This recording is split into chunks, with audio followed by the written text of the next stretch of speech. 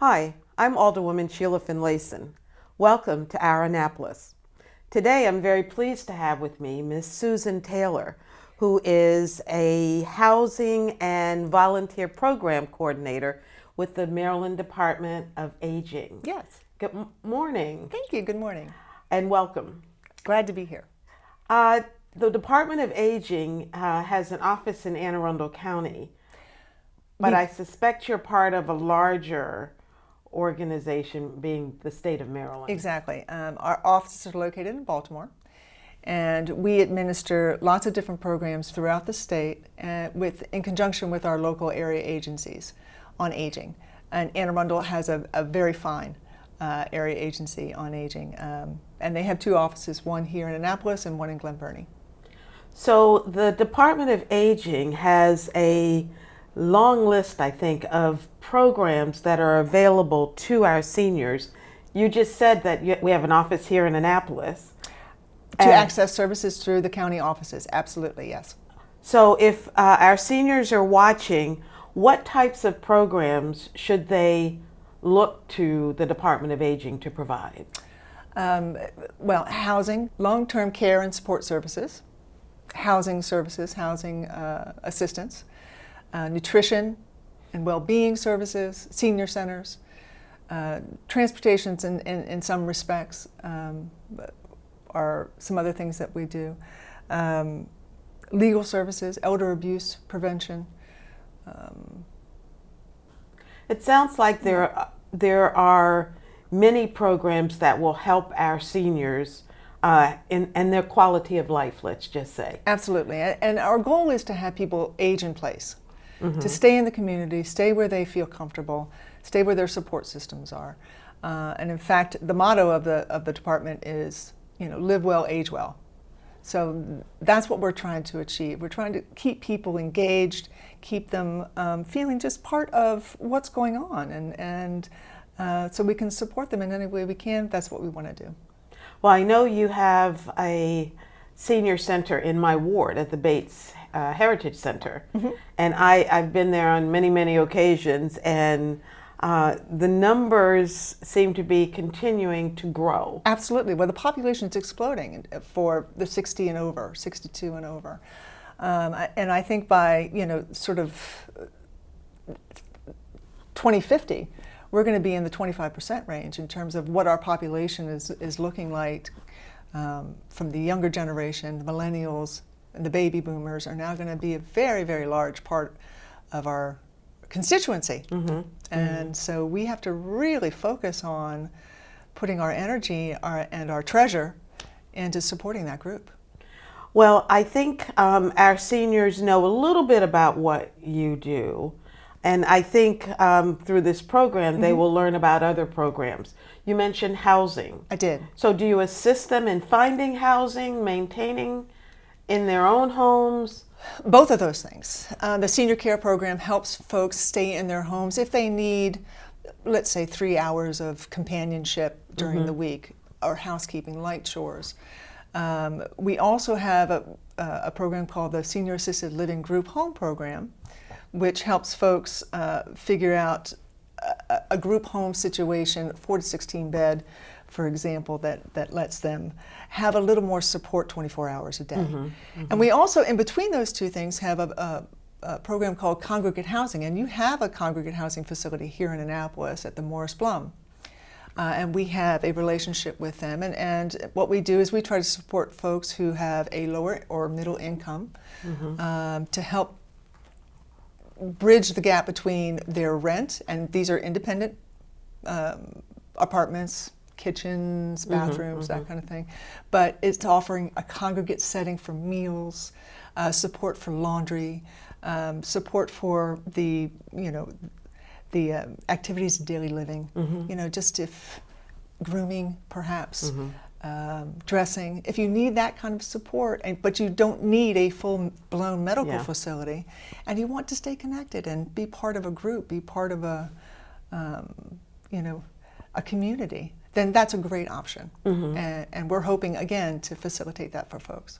And you said you're at Morris Blum with that program we are. Right now? Mm-hmm. So it's already in our city. It is. Medical is an issue that Mm-hmm. most of our seniors are concerned about. Getting their Sure. medications, being able to afford their medications. Absolutely. So do you deal with assistance in that capacity also? We deal with a lot of help in the Medicare and Medicaid counseling. We have a program called the SHIP program, which is the State Health Insurance Information Program, and also the Senior Medicare Patrol. So we have lots of volunteers throughout the state who will help people navigate through the labyrinth sometimes that it is of Medicare and their prescription benefits as well. So we try to help people make the best decision for their particular situation. Well, I'm almost in the donut hole. Yeah, that's a tough one. And I'm still trying to figure out exactly what that means. And I think I'm pretty smart, but I'm challenged. It's an overwhelming amount of information, and so it is. I would encourage you to call the Maryland Access Point and have someone sit down with you who has basically studied this for 6 or 8 months before they're qualified to give you information to help you navigate through that. I'll get that information Absolutely. from you before Good, we leave good. today. I want you to. Absolutely. And as you said, we're an aging population. Yes. When I go to Bates, I see my classmates. Absolutely. There. So it's not for the 80s and 90-year-olds, even No. though we want them to come out also. But, 60s, we're there. Well, and again, as you touched on, the programs and the support systems, that's what we want people to understand, that they have these types of things. And so, again, through Maryland Access Point and through our counties and through some of our own programs like this, we're trying to get the word out. Hey, tap into what we can offer you, and it'll make your golden years the best years. Yeah, absolutely. And that's what we want. That's we want exactly what we want. We want our residents, our seniors, to stay in our city, Right. and be comfortable and supported Yes. in our city. And feel welcomed. And feel welcome, absolutely. So you have a new program. We do. The Maryland Senior Call Check program. Check program. Yes. Tell us how that works. Yes, it's a new program. We're very excited about it. It's free. We're rolling it out to see what kind of response we're going to get. So this is we're testing the waters a little bit. But what we're asking people to do if they need the support is to simply call the system, register, and they will get a phone call every day, an automated call, and they can choose whether it be a morning or an afternoon call, just to see that everything's okay. Just to make sure you're answering the phone. So if they answer the phone, if he or she answers the phone, and they need some assistance, how does that connect? Does that then connect them to a person? No, this is not a supported services. It's not like a life alert. Okay. It is simply a check-in every day, and if that check-in is not acknowledged for a day, then they will call their contact person, either their son or daughter, adult son or daughter, friend, neighbor, a pastor, any of those fallback. So it is simply an everyday touch base type of situation. And if he or she happens to be out at the senior center and he doesn't get the call, then the following day, another call will come. Yes. If he doesn't answer, then family, close next of kin or whatever, whomever, will then answer, will get a call. We'll get a call. Okay. They'll get a call the first day they don't answer. Okay. So, okay. We do have a backup system if you're going on vacation or you don't want to have a call. You can certainly program it not to do that for a week or 2 weeks, and then you just have to turn it back on. Is there a way? My dad lives in Milwaukee. He just turned 94, 1st of September. Bless him, yeah. And his sister, who lives with him, is 98. She'll be 99 in January, and they live alone. Oh yeah. And I bought the Life Alert Right. It's connected to our alarm system. I got 2 of them. She wears hers. He sent his back because he doesn't need it. Right. This is a man who rides his bike down the driveway, his tricycle, to get his newspaper every morning. So he's in good shape, Right, you know, right. but he doesn't. But the alarm company, whenever she hits it, they call. Mm-hmm. And actually there's a speaker so they can talk to her and say, is everything okay? She generally doesn't hear, so then they call and then set the whole alarm thing off all over again. He doesn't like it at all. And I guess my question is, how do you address the seniors who feel like this is intrusive? They don't have to sign up for it. They don't have to sign up for it. Okay. And it's not something they have to wear. Okay. It's not something that anybody would know that they were on. It is a phone call to their home phone or their cell phone that they would get every morning at 8:30. Mm-hmm. And all they would have to do is answer, and that would stop the process of, you know, having a backup call, having somebody check on them.